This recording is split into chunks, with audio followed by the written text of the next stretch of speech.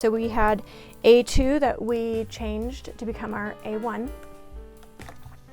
And I'm going to just create my 1/4 inch seam allowance, fold that over gently, line up the 1/4 inch marking with the edge of the template that's folded over and cut that off, okay? Because we don't need anything that's in A1.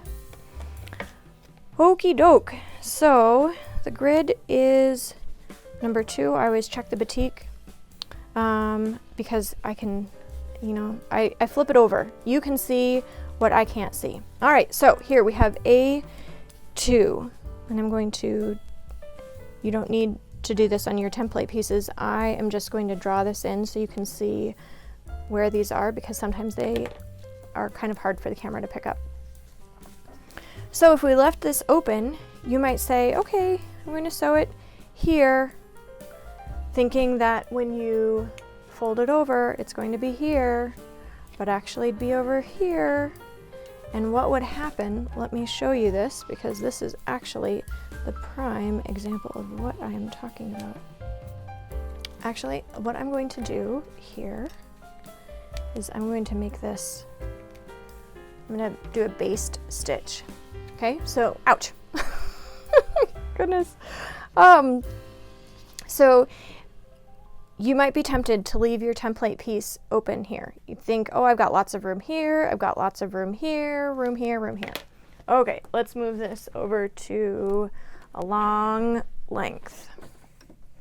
And I'm doing a based so that you can see,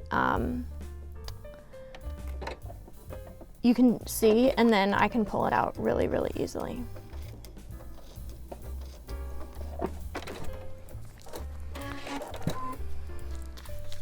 All right.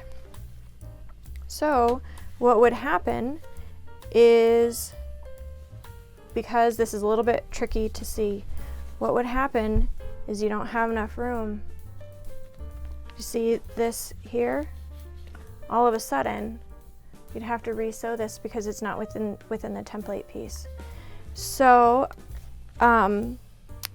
that is why you always, always, always want to fold over your template piece for the next piece that you're going to sew. So remember, we already put the backs of the template and the back of the fabric together for what is our new A1, and this is our new A2. So for the piece that we're going to sew, that we're going to put together, you see how that moves over, and we wouldn't have enough room. So I could do this. That would be just perfectly fine. That would be a really, really great place to start. But I don't want to have all of this extra fabric. So what we want to focus on is we want to focus on, do we have enough fabric that is going to be within these boundaries right here? It doesn't matter what's going on over here because this is going to be a different color. We want to make sure that with a seam allowance, so we're going to have a seam allowance here and here, that we have enough fabric. So I can take this up over here, and I could probably sneak out a little bit more.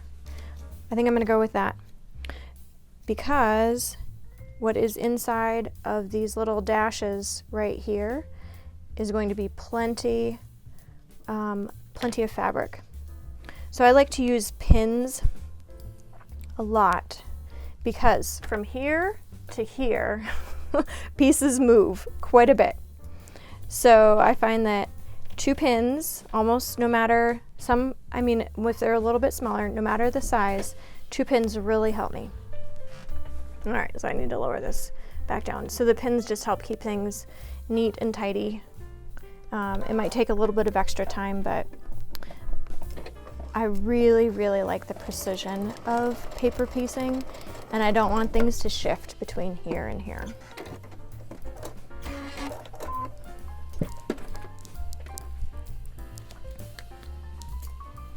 Okay, so because I've already lined these up, I don't have anything that really needs to be trimmed off, and I'm going to give this a press.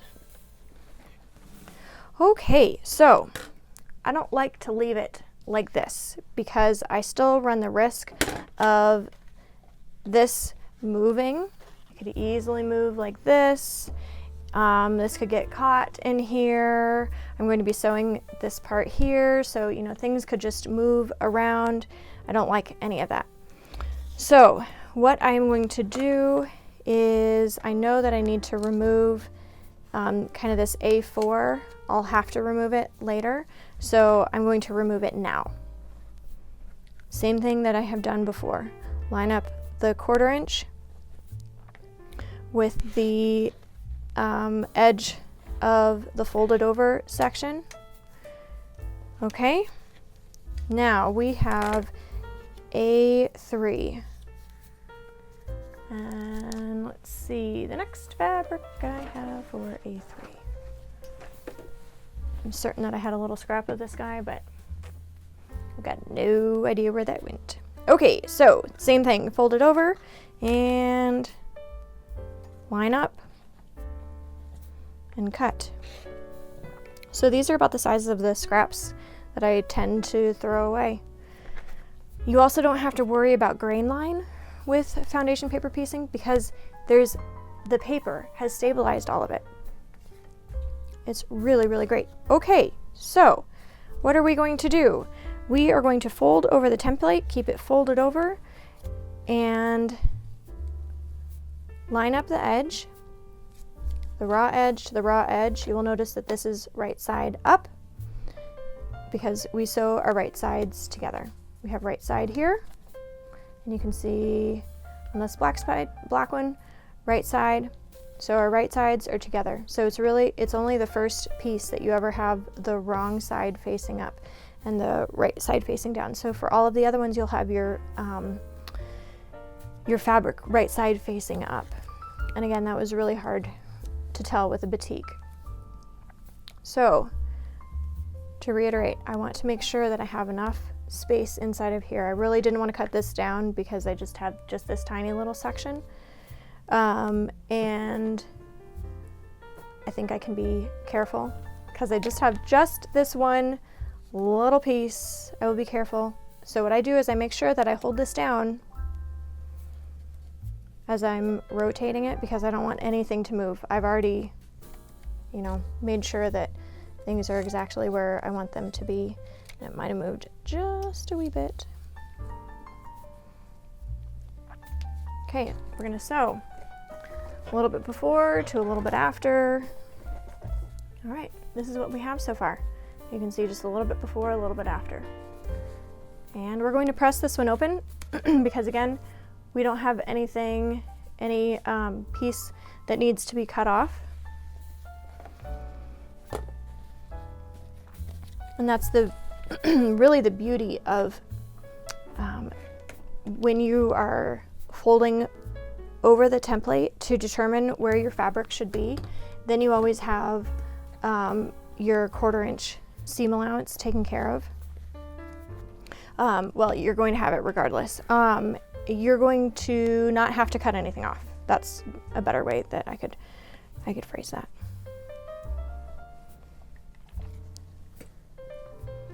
Okay, so this is going to be a place where I am going to glue this down even though it's not A5 because this is something that could easily lift. So I'm not really concerned about getting glue over here. I just want it to be on the corner so that I'm not going to have anything lift while I'm sewing the template pieces together. And again, we're just going to cut this a little bit larger than the template. And the next is we're going to do A4. Now we've already folded this guy over. One thing that I'm going to do here is I'm going to cut off this little tail bit because it can be just a little bit, I guess a little bit confusing to know where things are supposed to be. Okay, so my line is here, and then, I'd have a seam allowance there. And what do I have here? I think I'll do that because I need to make sure that I have enough in this section here, and my seam allowance comes up over here.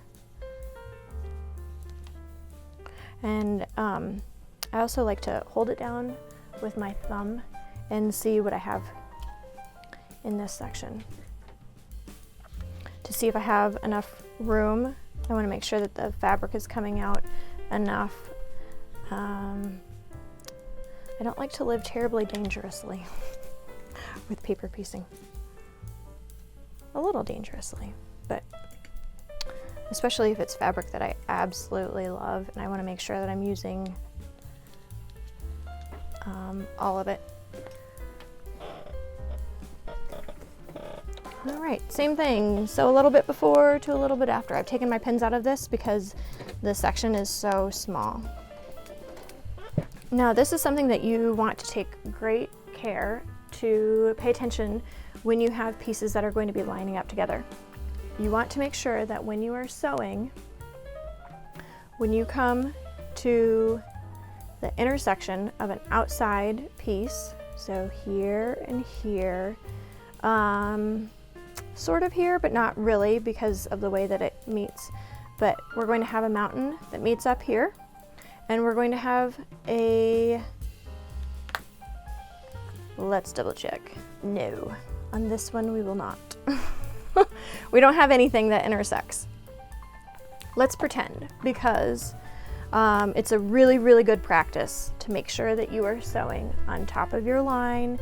You're not going one way or the other, just as on top of the line, as precise as you can. Because if we have a piece that is going to be joining right here, you want to make sure that you have precision within your block. It doesn't really matter what's going on.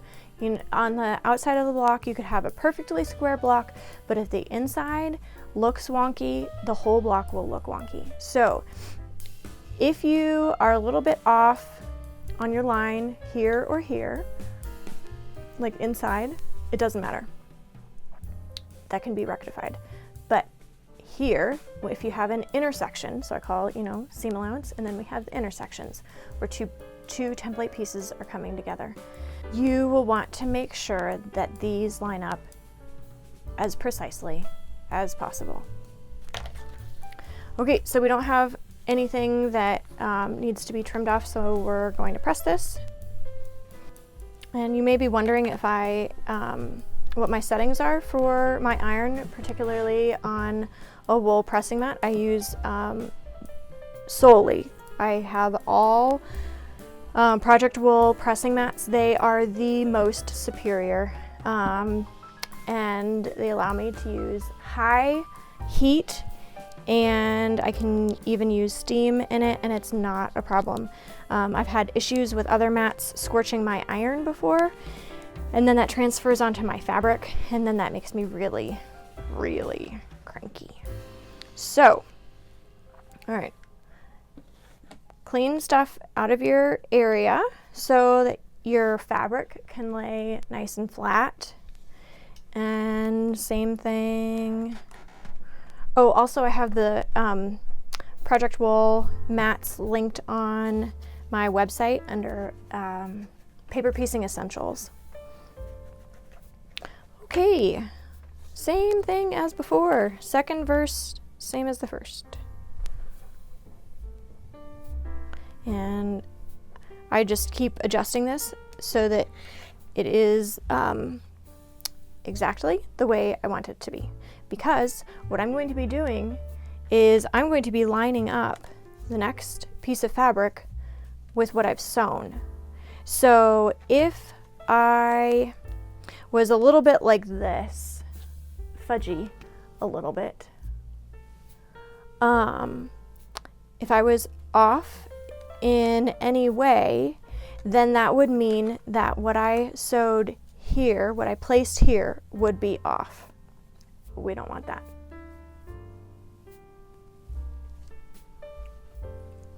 Okay, so just make sure that when you are lining up your ruler to cut, it is as precise as you can be.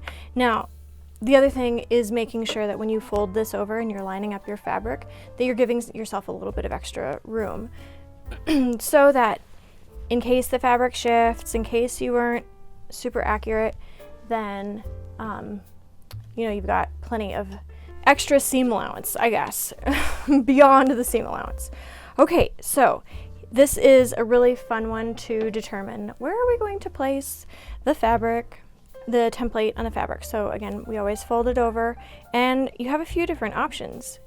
You want to make sure that this here is, you have fabric underneath, because this is where you're sewing. You don't need to make sure that you have anything under here, just what's under this section right here.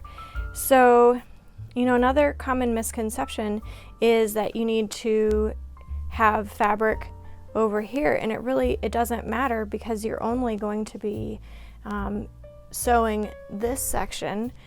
I mean, you could go over here, but gosh, you're going to be wasting a lot of this over here. So for these little funny pieces, I like to kind of just keep rotating it to see if I place it here, how much am I going to be cutting off? What kind of makes the most sense? I mean, this is really great here because I've got plenty of fabric there and there, but then I have this weird little angle. And then here I have another weird little trapezoid. That is kind of cutting off too much. I could do that there. Again, what's just inside this little bit.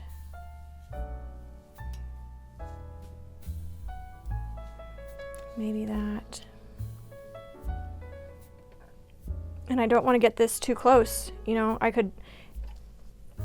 Another thing that you might be tempted to do is, well, I have fabric right here on this edge of the template, but if we move this seam allowance, you can see that we just don't have enough here, that you're going to have some fraying if you do that. So that's not a really good move.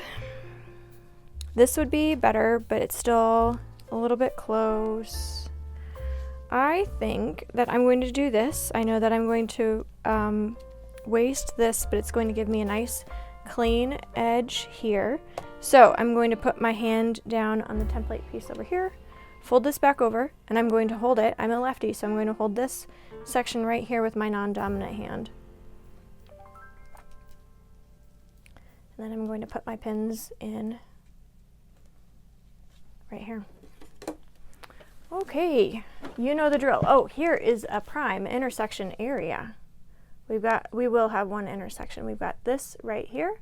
I want to make sure that I'm not leaving too much in this area because I want to have a nice pointy tree. So I'm going to sew a little bit before to a little bit after. If you don't have a pointy tree, it is totally fine. Trees come in all shapes and sizes. They're not straight. If you really look at tree shapes, they don't even look like perfect triangles. And I think I didn't really do a very good job of sewing. But I think that will be, it's okay. It's not too bad. Okay, so remember, we're going to trim before we press. Fold the template piece back over. Where did my ruler go? Line up the edge. You know, and when you're trimming your 1/4 inch here, you don't have to be, for the piece that you've just sewn, you don't have to be as precise. Because we're just wanting to trim off the excess.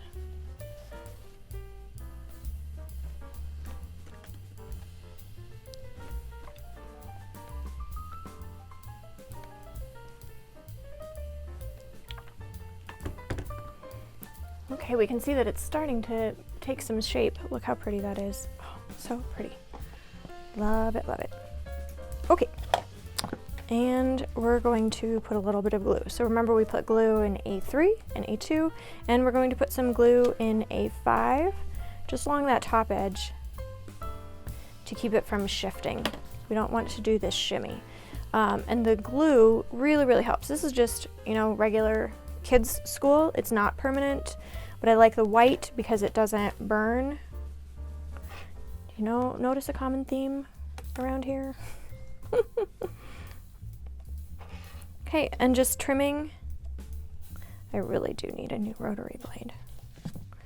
Do as I say and not as I do, right? Okay, so you can see that I have lots of extra little pieces, and we're going to leave those until, and this is on the outside, so I'm going to leave it until I trim up the block.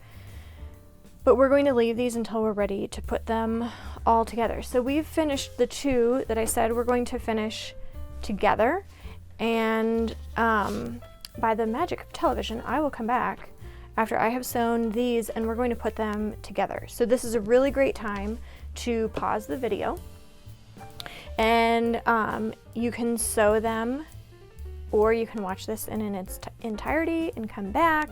But I would encourage you to pause the video and sew them on your own, and you can rewind, and this piece is going to be, or B is going to be just like A. You're going to sew them all together, same process. So if you need a refresher on how did I just do that, go back and watch the section on A, because it's going to be the same for B, and then we're going to trim them together and then we'll join them together. Okay, so this is a section where I said that I know I wasn't going to record a video, but this is really an important thing. You can fold your template piece back over, and it will help you also to see what is here, and this area is not going to be enough. So what I will have to do is rotate this over here so that I have enough seam allowance over here, because I just don't want to cut into all of that and waste all of that. All right, let's trim this guy up and talk about this one. So there was one thing that I did my sewing that I wanted to draw your attention to. So you may notice that I was not really precise right here, and that will be just fine. Sometimes I get sewing, you know, really fast, and I'm not so precise. So if it's inside of your block, it's probably going to be okay. If it is when you're joining the pieces together, that's when you want to make sure that at these intersection places you're going to be just really precise. So this is going to be, if you go off a little bit, that's going to be fine. Nobody's going to notice. But it's, again, it's when you have these pieces on the outside, or not the outside, but where the template meets up.